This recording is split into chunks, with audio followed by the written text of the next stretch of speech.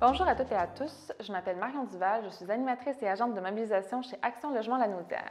Et aujourd'hui, nous allons voir ensemble comment se préparer pour une audience au tribunal administratif du logement.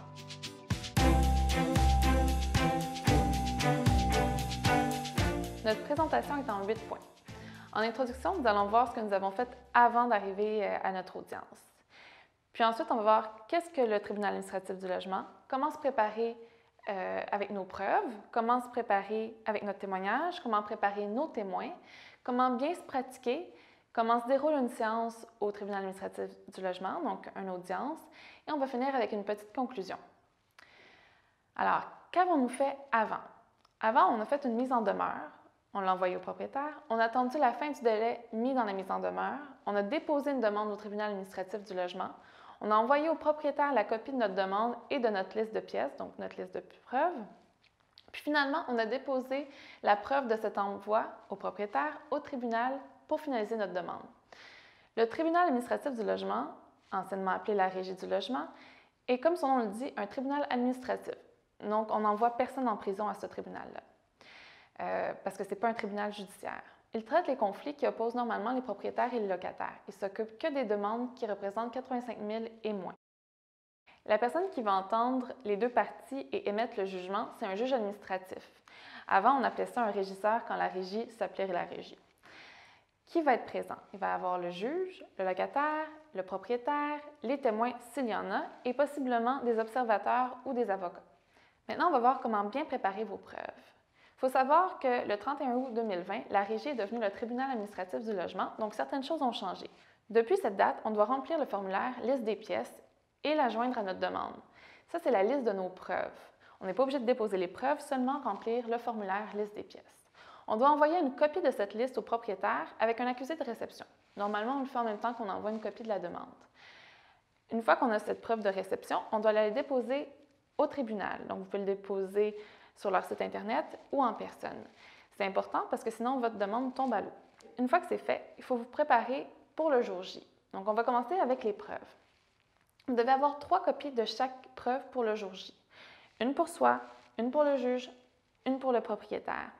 On vous demande aussi de les placer dans un ordre chronologique, donc par date, du plus ancien au plus récent, puis on vous recommande aussi des numérotés. Comme ça, si vous parlez au juge, vous pourrez dire la photo numéro 3. Lorsqu'on parle de preuves, on parle de photos, de factures, de copies de votre bail, des communications que vous pouvez avoir eues avec le propriétaire, donc des textos, des courriels ou autres, puis aussi des rapports d'experts. Ça peut être des rapports d'un inspecteur, de la police, d'un pompier, d'un médecin ou de tout autre professionnel. Une fois que vous avez rassemblé toutes vos preuves et qu'elles sont prêtes, il faut préparer votre témoignage. Dans votre témoignage, vous devez expliquer votre version des faits. Vous allez devoir expliquer ce que vous demandez et pourquoi vous le demandez. Finalement, vous allez devoir justifier ce que vous demandez en expliquant c'est quoi les conséquences sur vous. Pour bien se préparer à son témoignage, on vous propose 4 étapes clés. On se prépare dès que les preuves ont été déposées, pour oublier aucun détail. On prépare un aide-mémoire. On se fait surtout attention aux dates, car c'est ce qui va nous donner de la crédibilité auprès du juge et rendre notre témoignage plus clair. On fait également le ménage de nos reproches. Seule notre demande compte. Ce que je veux dire par là, c'est que ça ne sert à rien de parler de ce que votre propriétaire a fait à votre voisin ou comment il n'a pas été un bon propriétaire dans le passé. Seuls les détails concernant votre demande intéressent le juge. Finalement, on ne parle que de ce que nous, on a vécu et de ce que nous, on a vu. Les autres détails, c'est pour vos témoins. Il faut trouver des témoins pour dire ce qu'eux, ils ont vu. Parlant de témoins, eux aussi, on doit les préparer. Donc, il existe 2 types de témoins. Le témoin dit ordinaire et le témoin dit expert. Le témoin ordinaire, c'est celui qui a vu ou entendu quelque chose. C'est un peu n'importe qui, dans le sens où ça peut être un voisin, un ami, un membre de la famille qui a vu ou qui a été témoin de votre problème avec votre logement ou encore avec votre propriétaire. Attention, le témoin ordinaire ne peut pas donner son opinion. Il peut seulement raconter ce dont il a été témoin. Le témoin expert, c'est un professionnel, donc un inspecteur, un médecin ou tout autre professionnel de la santé ou de la sécurité, qu'il soit privé ou public. Dans un premier temps, il va témoigner dans son rapport. On peut également le consigner à comparaître, mais normalement, le rapport est suffisant.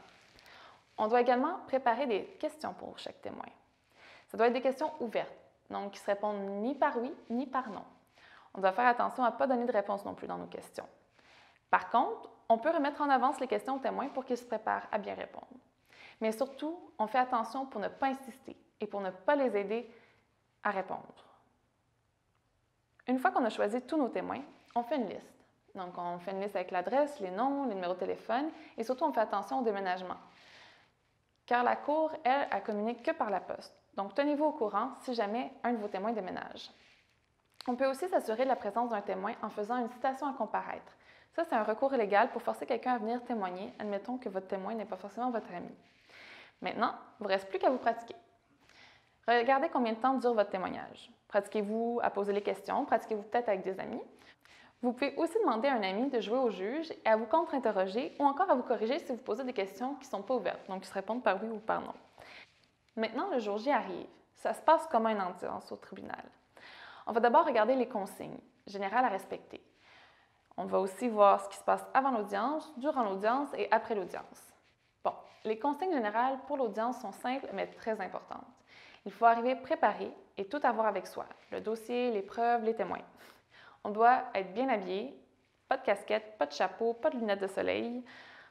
On essaie de faire un effort. On ne peut pas manger durant l'audience, même pas manger de la gomme. On doit fermer notre cellulaire. On ne parle qu'au juge.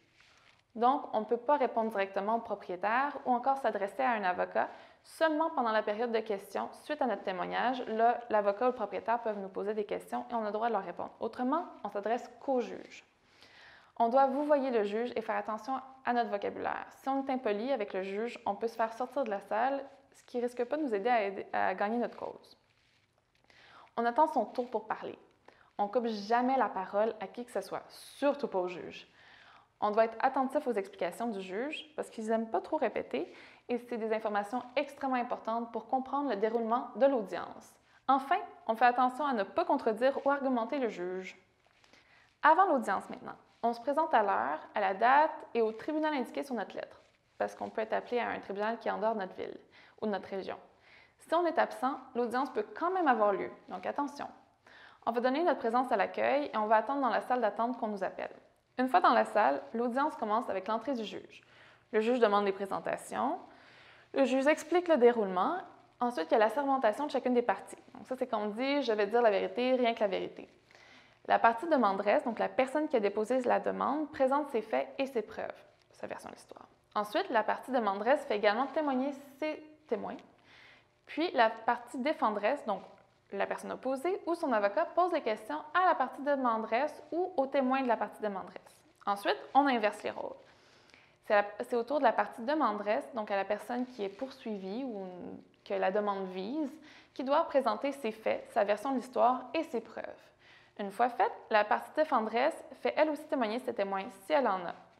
C'est à ce moment-là que nous, on peut poser des questions à la partie demanderesse ou encore si on a un avocat, que l'avocat va pouvoir poser des questions à la partie défenderesse ou à ses témoins. La partie demanderesse, ensuite, va présenter sa plaidoyer. Ça veut dire que c'est un résumé de sa demande et de sa justification. Ça va être ensuite le tour de la partie défenderesse de faire sa plaidoirie et de présenter sa conclusion. Une fois que les deux plaidoiries ont été faites, le juge va dire que l'audience est finie. Qu'est-ce qui se passe après que l'audience soit finie? Le juge délibère, ce qui prend un maximum de 3 mois. Délibérer, ça veut dire qu'il va prendre sa décision, un jugement qui va être final. C'est final, mais il y a toujours la possibilité de faire appel. Attention, faire appel, ça coûte très cher et on a besoin d'un avocat, ce qui aussi coûte très cher. Pour conclure, je vous dirais qu'il faut se préparer tôt. On doit aussi prendre des notes pour rien oublier. Il vaut mieux lire des notes que d'oublier des détails. C'est aussi très important de se pratiquer avec des amis si on veut être moins stressé le jour J et avoir plus de chances de notre côté. Mon dernier conseil est de ne pas oublier de faire les 3 copies de toutes les preuves. Maintenant, il ne vous reste plus qu'à être très patient en attendant de savoir quelle date est votre audience, parce que ça peut prendre plusieurs mois, voire à quelques années. On arrive à l'heure et on ne parle que lorsque le juge nous le permet. N'hésitez pas à demander de l'aide à votre comité logement. Je vous remercie.